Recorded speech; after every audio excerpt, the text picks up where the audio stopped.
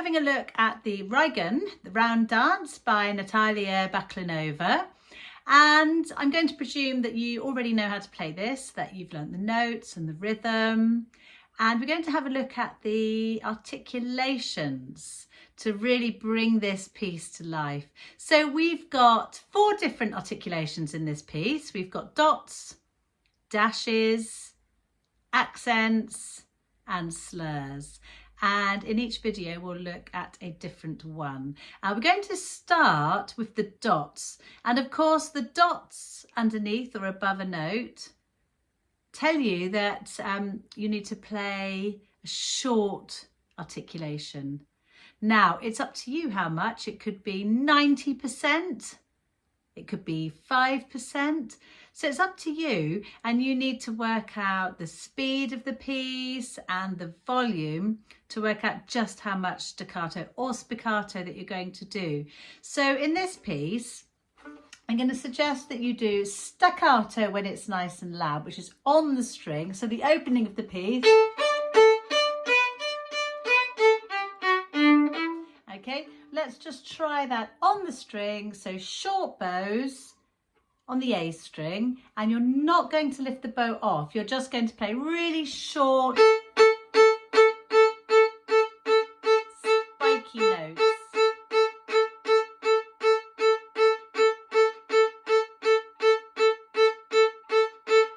That's it. So it's mezzo forte at the beginning, so it's quite loud. And I'm just going to play from the beginning up to bar 8. Slur.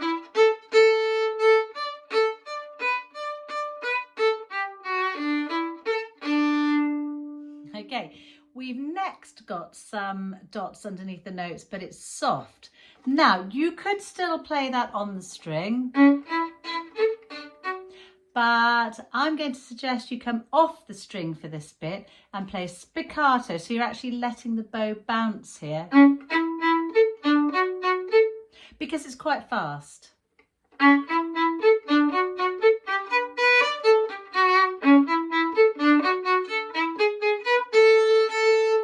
Okay, so let's try some spiccato. Now the best place for spiccato is at the point of balance. So you might want to just find where your bow balances. Hold your left hand finger out and balance the bow. So of course, I can't get far back enough for you to see the whole bow. It's not going to be halfway because this end is heavier. So just put it on your finger and just move it around and find where it's going to balance. That's it, and take your hand away. And then that is the point that you're going to do your spiccato. Okay, so find your point of balance. I've just lost mine, but I know where it is.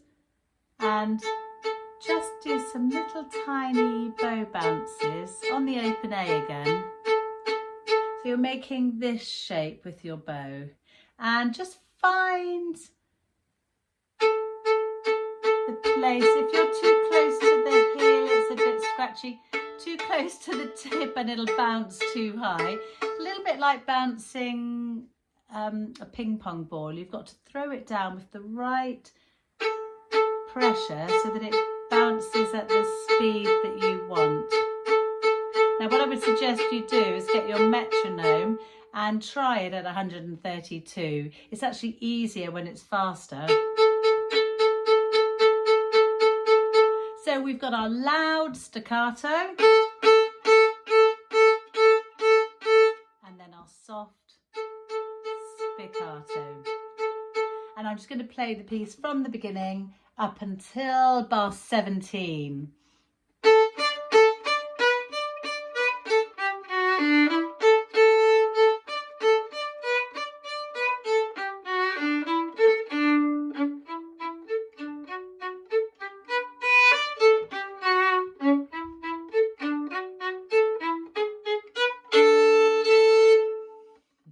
I'm really exaggerating those accents, and we'll look at those in the next video. So accents, these little V's on their side, Going to get a bit of bite on the string, a bit like a bow and arrow. You're going to pull the string back and then release. So don't worry about it sounding gritty.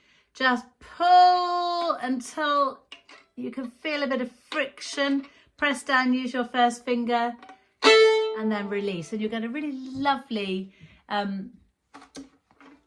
strong attack at the beginning of the note. So we've got quite a few accents. Most of them are loud.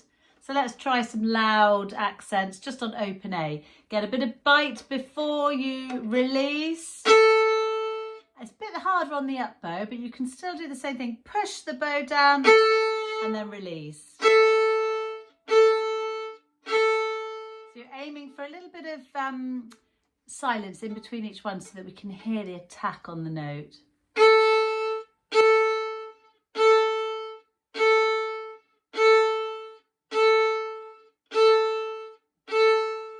Now, there are a few soft accents. For example, in bar 12, you're playing an accent on an up bow at the end of a diminuendo. So just have a listen. This is bar 11. So we want to give it a nice bit of bite, but not too loud. There's a lot going on in those two bars. We've also got a lovely slur as we're getting louder. Diminuendo, and then we're right at the wrong end of the bow really for an accent. So you're going to have to do extra work with your first finger to push the bow down. So just try a few of those up bows with an accent and soft.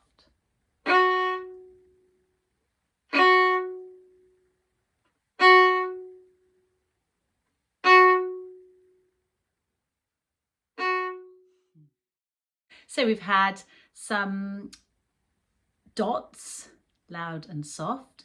We're going to go to the dashes now.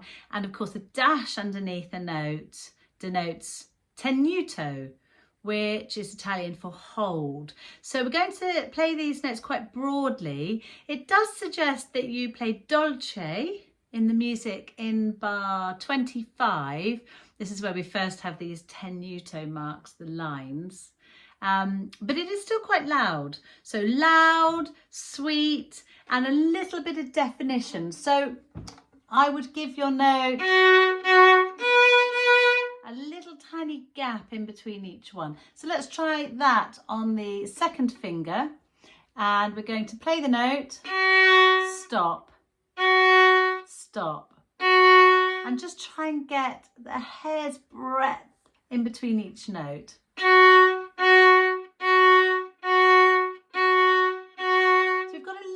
Bite at the beginning of the note, but not as much as an accent. We're not really going for it. We're just giving it a little bit of definition. Okay, when we get to bar 33, the tenuto markings aren't there anymore and it's loud. It was already loud.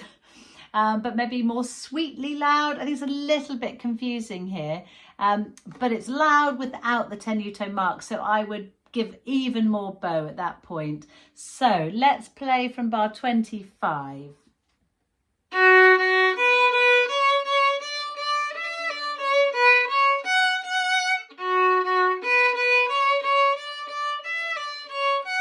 Now more.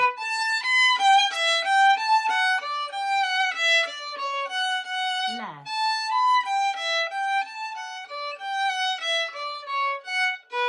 We've got a little diminuendo there, and then we're back to some more quiet.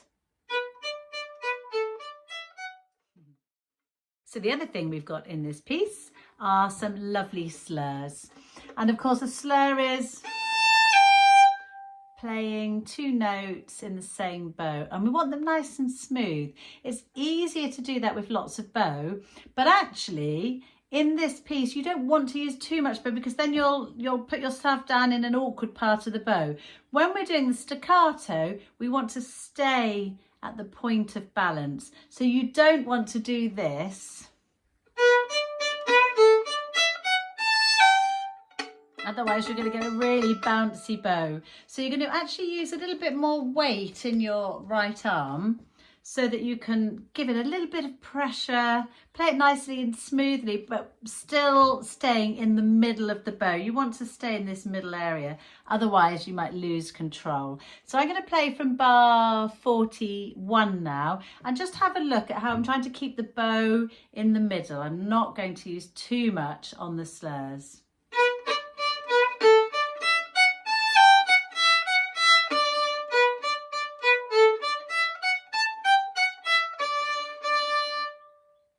So good luck with that. That's not easy. Whenever we get a slur, it's tempting to use as much bow as possible, but don't.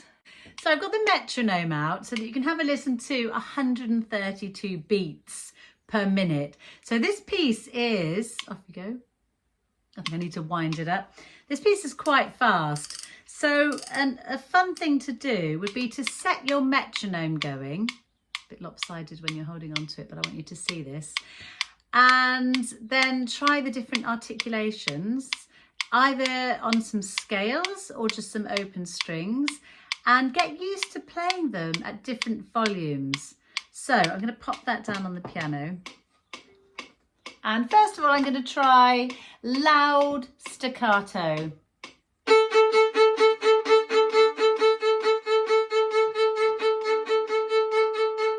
Going to let the metronome go so that you can have a go at that.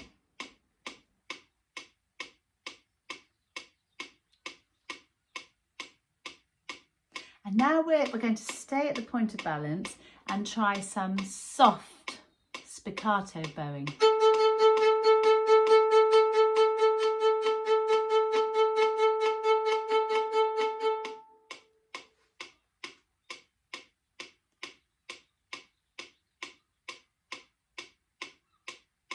And now some tenuto, so big, broad, chunky bows. And let's do this loudly.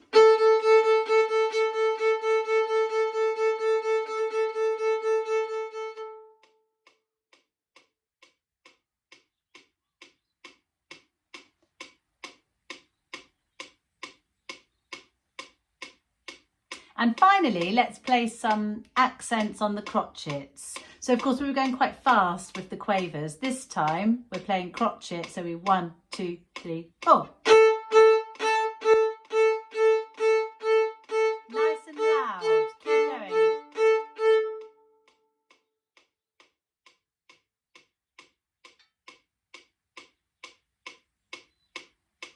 And now we'll do the same thing with accents, but a little bit less bow, a little bit less pressure. And in fact, let's come down to the part of the bow that we'll be in. We're going to start with an up bow. 1, 2, 3, 4. Keep going.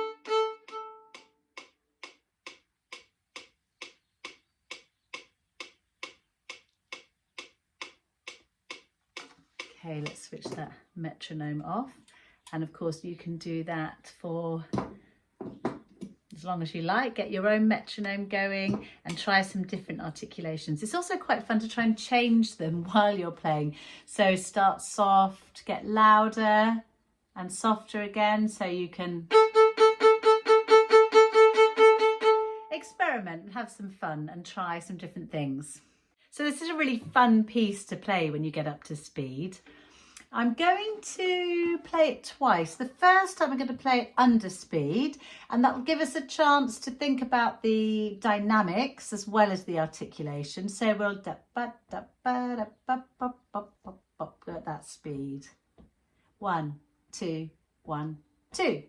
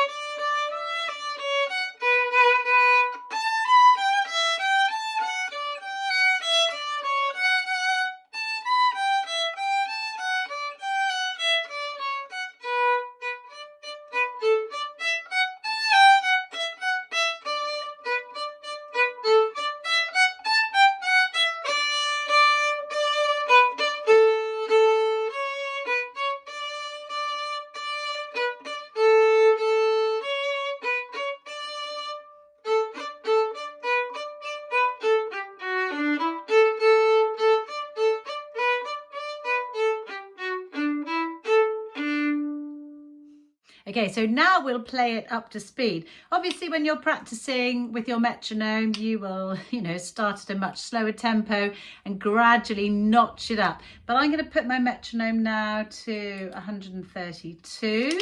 Here's our speed. 1, 2, 1 and 2 and 1 and 2 and 1 and 2 and it actually makes the short bows a lot easier. It makes the bouncy bowing easier. Here we go. 1, 2, 1, 2.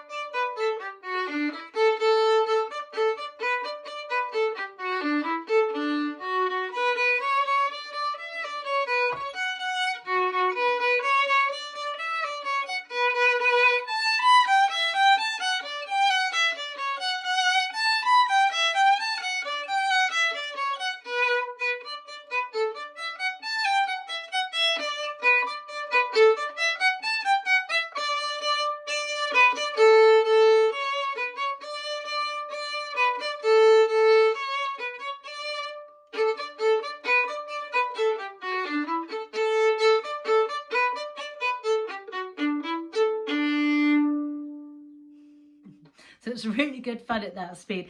I don't know if your pianist will thank you because they've got semi-quavers. So if you think you're playing crotchets, quavers, they are playing tugga tugga tugga tugga tugga. There's a lovely bit near the end where they've got these semi-quaver scales. It really brings the piece to life.